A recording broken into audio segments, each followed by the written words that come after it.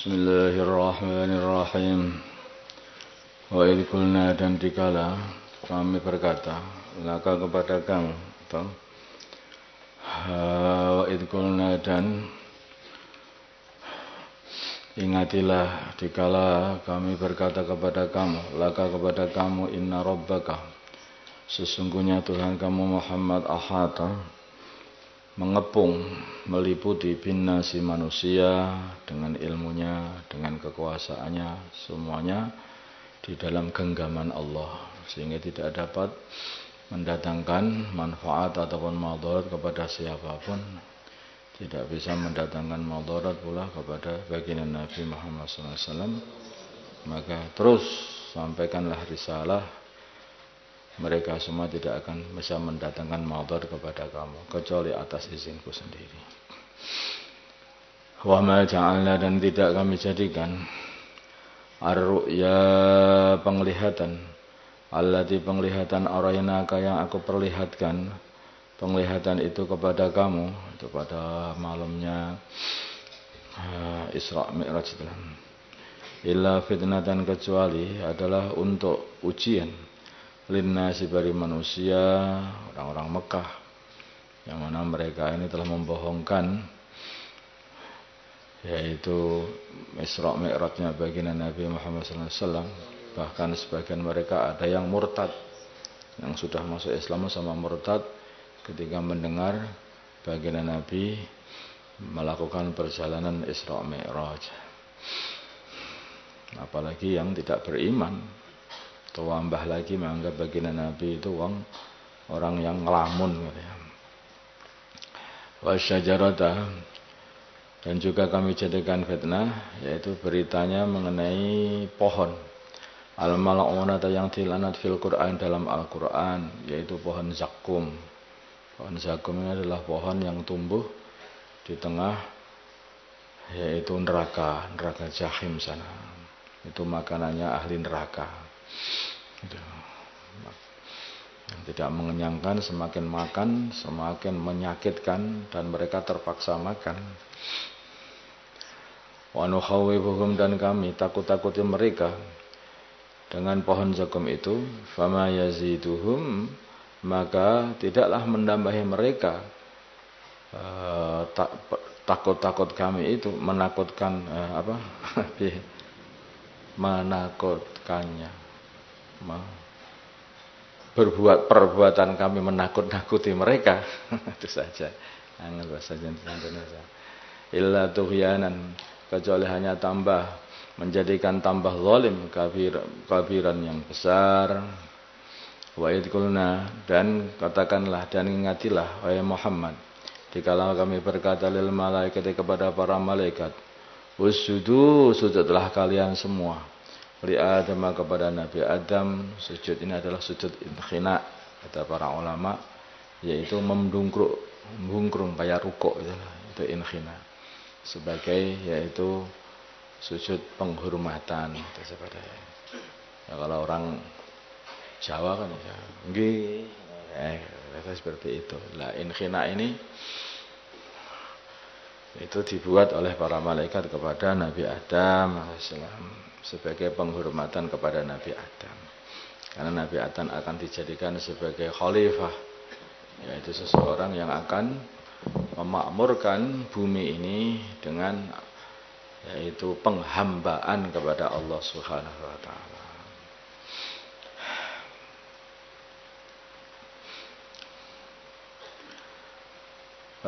Fasajadu, maka sama sujud para malaikat, sama sujud, illa iblis, kecuali iblis tidak mau sujud. Iblis ini bukan termasuk malaikat, dia ini termasuk golongan jin. Malaikat dibuat dari nur, sedangkan iblis dibuat dari api. Tetapi iblis ini pun juga diperintah oleh Allah untuk sujud. Mana aka Allah tasjuda id amartuk. Nah, kita kan ada ayat yang lain. Apa yang mencegah kamu tidak sujud kepada Adam dikala aku merintah kamu untuk sujud? Id amartuka, Iblis suruh sujud juga. Karena kebanyakan yang ada di situ adalah malaikat dan iblis salah satunya dari situ, maka dikatakan kepada malaikat dan juga iblis yang ada di situ juga. Fasajadu, maka mereka sujud semuanya para malaikat itu illa iblis, kecuali iblis. Qala, berkata iblis, asjudu, apakah aku mau sujud? Apakah aku akan sujud? Liman, kepada orang khalaqta, yang engkau ciptakan tinan dari tinan sebagai tanah, atau tinan dari tanah. Nasul hafid min tinan dari tanah. Qala berkata iblis, ara'aitaka, kabarkanlah kepada aku, ya Allah, hadza ini alladzi adalah orang karamta yang engkau lebih muliakan alayya melebihi diriku ini. Saking sombongnya ini. Di iblis itu merasa sombong karena apa? Karena merasa dia ini khalaqtani min nar wa khalaqtahu min tin. Karena merasa dia ini nasabnya adalah nasab api, sedangkan Nabi Adam itu dianggap rendahan karena nasabnya adalah nasab tanah. Itu. Padahal api dan tanah itu ya sama saja, sama-sama makhluknya. Kalau tanah itu ya pancen rendah, hari-hari ya diinjak-injak orang, itulah tanah. Kalau api pun sebetulnya tidak ada yang menjadikan api lebih unggul daripada tanah. Karena api pun juga sama-sama makhluknya Allah Subhanahu wa taala. Bahkan kalau dilihat akhlak tanah dengan akhlak api itu lebih baik akhlaknya tanah. Tanah itu tawadhu, merendah, sedangkan api itu suka nyakiti. Siapa saja mendekat sakiti itu. Bakar aja, dekat bakar. Tidak bisa berbuat baik. Itu api. Wong ndak api aja kok masa lebih baik. Ila yaumil qiyamah, lain akhartani, karena engkau akhirkan lain akhartani, bila mana engkau akhirkan aku, kasih umur panjang, ila yaumil qiyamah, sampai hari kiamat, la ahtanikanna, sungguh akan kami goda mereka semuanya habis, dzurriyyatahu, anak cucunya Adam. La ahtanikanna, sungguh aku akan habisi, sungguh akan engkau habisi dzurriyyatahu, anak cucu Nabi Adam, untuk kami pelencengkan semuanya dari jalan yang lurus, illa qalilan, kecuali sedikit daripada orang yang engkau lindungi. Qala, berkata Allah Subhanahu wa taala, memang iblis ini juga makhluknya Allah, hakikatnya ya cuma aja. Iblis itu makhluknya Allah, dicipta oleh Allah untuk ujian bagi manusia. Tapi malah akhirnya nanti orang-orang yang akan masuk surga betul-betul orang yang ikhlas saja. Kalau orang yang tidak ikhlas pengikut iblis dimasukkan neraka. Allah berfirman Allah Subhanahu wa taala, idhab, pergilah kamu wahai iblis. Maksudnya kamu akan aku panjangkan umur kamu. Faman, maka barang siapa tabi'aka, yang mengikuti kamu, minhum, dari anak cucu Adam, fa inna jahannam, maka sungguhnya jahannam, jazaukum, adalah balasan kalian semua. Kamu iblis dan anak cucu Adam yang mengikuti kamu. Jazaan maufuron, yaitu balasan yang sempurna nanti. Wastabzis, dan ringankanlah, buatlah mereka ringan. Manis tata, untuk melakukan maksiat. Manis tata, orang yang dapat, yang kamu dapat, buat minhum, dari mereka, bisautika, dengan suara kamu. yaitu dengan ajaan kamu. Kayak seperti dengan nyanyian-nyanyian, dengan musik-musik, sehingga mereka itu dengan nyanyian dan musik itu mereka akhirnya berbuat kemaksiatan. Makanya kalau kita lihat orang-orang yang bermaksiat itu biar tambah semangat maksiat, disetelkan musik, diperdengarkan nyanyian-nyanyian. Kalau kamu lihat kayak di diskotik ya seperti itu, masih ada nyanyiannya, ada musiknya supaya tambah semangat untuk maksiat. Karena itu bagian daripada alatnya iblis. Nah itu bisautika, dengan suaramu, dengan ajakanmu, yaitu dengan nyanyian-nyanyian dan musik-musik. Nah, itu perkara-perkara yang mengajak menjadi orang itu ringan untuk berbuat maksiat. Wa ajlib, dan kumpulkanlah, gerakkanlah alaihim, atas mereka, bi khailika, dengan khail itu tentara penunggang kuda kalian, wa rajulika, dan tentara infanteri kalian, yaitu maksudnya tentara ini adalah tentara pengajak maksiat, maksudnya khailika, dengan bolo-bolo pengajak maksiat kalian, pengajak maksiat kamu, yaitu orang dari seluruh, kerahkan semuanya untuk mengajak anak Adam itu untuk bermaksiat. Wa ajlib, dan kumpulkanlah, gerakkanlah alaihim, untuk